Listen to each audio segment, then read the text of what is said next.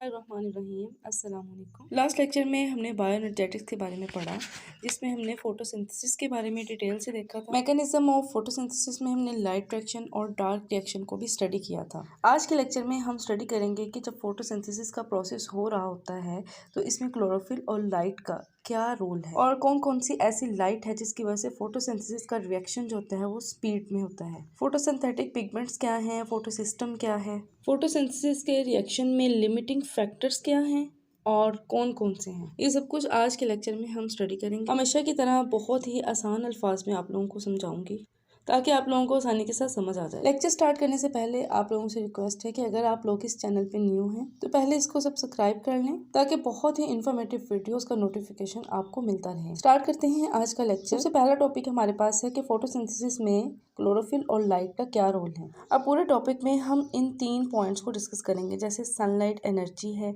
Light rays of different wavelength and photosynthetic pigments यानी फोटोसिस्टम्स। Photosystem हमारे पास 2 होंगे, फोटोसिस्टम 1 एंड फोटोसिस्टम 2।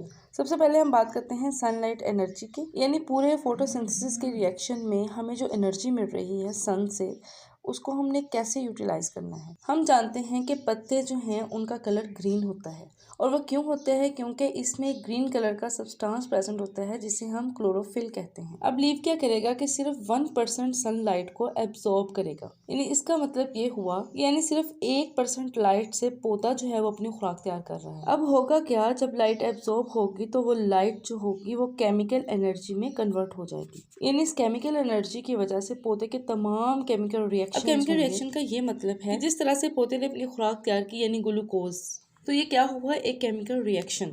अब इस पूरे रिएक्शन में हमें एनर्जी कहाँ से मिली, केमिकल एनर्जी, और केमिकल एनर्जी कहाँ से आई, सन से। यानी ये तो बात होगी लाइट की कि लाइट का फोटोसिंथेसिस में क्या रिएक्शन है। अब लीव ने सिर्फ 1% जो है वो एब्जॉर्ब की है, बाकी क्या करेगा, बाकी वो रिफ्लेक्ट कर देगा या फिर ट्रांसमिट हो जाएगी लाइट। अब जो दूसरा पॉइंट है इसमें वो ये है कि light rays of different wavelength. अब जो लाइट हमारे पास एब्जॉर्ब हो रही है सन से, जो लाइट की हर रे होगी ना, हर शुआ होगी, उसकी वेवलेंथ जो होगी वो डिफरेंट। इसकी मजीद डिटेल अभी हम देखते हैं, यहाँ पर सिर्फ आप इनके पॉइंट्स नोट कर लें। अब नेक्स्ट हम बात करेंगे फोटोसिंथेटिक पिगमेंट्स की। अब ये पिगमेंट्स हैं क्या, ये ऐसे सब्सटेंस हैं जो कि विजिबल लाइट को एब्जॉर्ब करते हैं।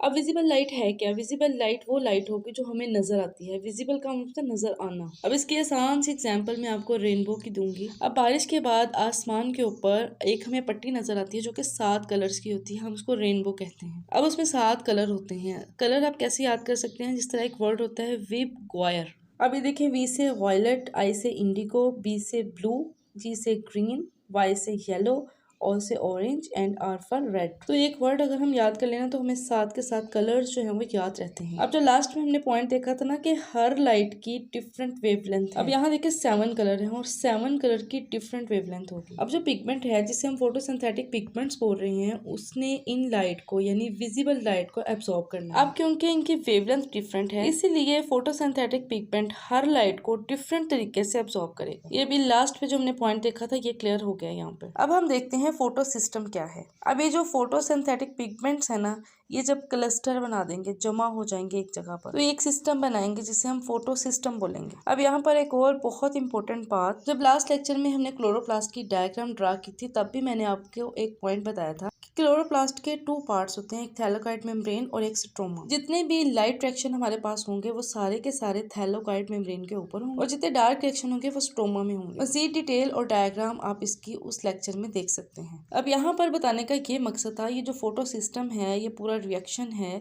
ये कहाँ होगा, थैलेकोइड मेम्ब्रेन के ऊपर। अब यहाँ पर हमारे पास कुछ पिगमेंट्स के नाम हैं, जैसे क्लोरोफिल ए है, क्लोरोफिल बी है और कैरोटेनॉइड्स हैं। ये मोस्टली पेपर में एमसीक्यू में आ जाता है क्वेश्चन। यहाँ पर हम इसके 2 पॉइंट्स बना सकते हैं, जिस तरह एक मेन फोटोसिंथेटिक पिगमेंट है और 2 जो है इसमें से एक्सेसरी पिगमेंट्स हैं। अब मेन जो है हमारे पास क्लोरोफिल ए है, ये बात आपने बहुत अच्छी तरह से याद रखनी है, और क्लोरोफिल बी और कैरोटेनॉइड्स जो हैं वो एक्सेसरी पिगमेंट्स। अब यहाँ पर फिर से मैंने 3 पॉइंट्स बनाए हैं। अब देखते हैं फर्स्ट तो वही के different pigments absorb light of different wavelength. अब देखिए क्लोरोफिल्स होते हैं ना, वो अब्सॉर्ब करते हैं mainly blue and red light. ये भी एक एमसीक्यू का पॉइंट है, ये भी आपको पता होना चाहिए कि ब्लू और रेड लाइट को क्लोरोफिल जो है वो ज्यादा अब्सॉर्ब करता है। जब इन लाइट को ज्यादा अब्सॉर्ब किया जा रहा है, इट्स मीन के blue and red light carry out more photosynthesis. अब हम बात करते हैं लिमिटिंग फैक्टर्स की। फोटोसिंथेसिस में लिमिटिंग फैक्टर कौन कौन से हो सकते हैं और हम इन्हें लिमिटिंग फैक्टर्स क्यों कहते हैं। यहाँ पर इंतहाई इजी डेफिनेशन इसकी लिखी है, जैसे कि limiting factors are the factors that are not present in abundance. यानी उन फैक्टर की खास लिमिट होती है, उसके बाद वो खत्म हो जाते हैं। अब अबंडेंस का मतलब होता है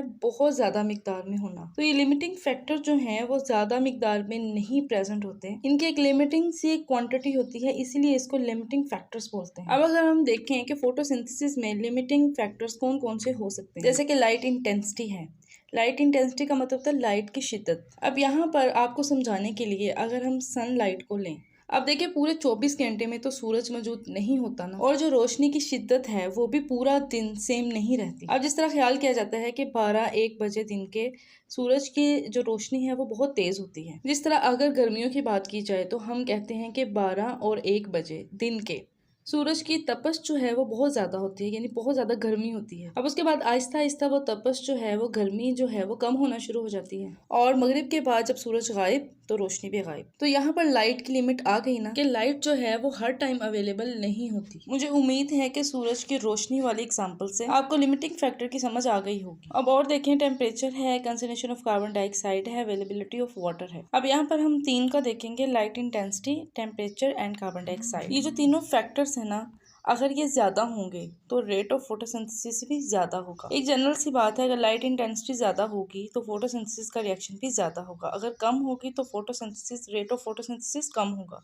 इसी तरह अगर टेम्परेचर ज्यादा है तो रेट ऑफ फोटोसिंथेसिस भी ज्यादा होगा, अगर टेम्परेचर कम है तो रेट ऑफ फोटोसिंथेसिस भी कम होगा। कार्बन डाइऑक्साइड के केस में भी यही है, बस उसके लास्ट में एक पॉइंट है वो अपने याद रखना है कि कार्बन डाइऑक्साइड अगर बियॉन्ड द सर्टेन लिमिट हो गई, यानी कार्बन डाइऑक्साइड की जितनी लिमिट है अगर उससे भी वो ज्यादा हो जाए तो क्या होगा, स्टोमेटा क्लोज हो जाएंगे और रेट ऑफ फोटोसिंथेसिस जो है वो कम हो जाएगा। ये थी आज की वीडियो जिसमें हमने 2 पॉइंट्स को डिस्कस किया। उम्मीद करती हूँ आप लोगों को समझ आ गई हो कि अगर आप लोगों को कोई ऐसा पॉइंट जो समझ नहीं आता या कोई ऐसा टॉपिक जो आप समझना चाहते हैं तो आप कमेंट बॉक्स में बता सकते हैं। अगर वीडियो अच्छी लगे तो इसको लाइक और शेयर जरूर करें। अपना बहुत सारा ख्याल रखें, दुआओं में याद रखें। अल्लाह हाफिज।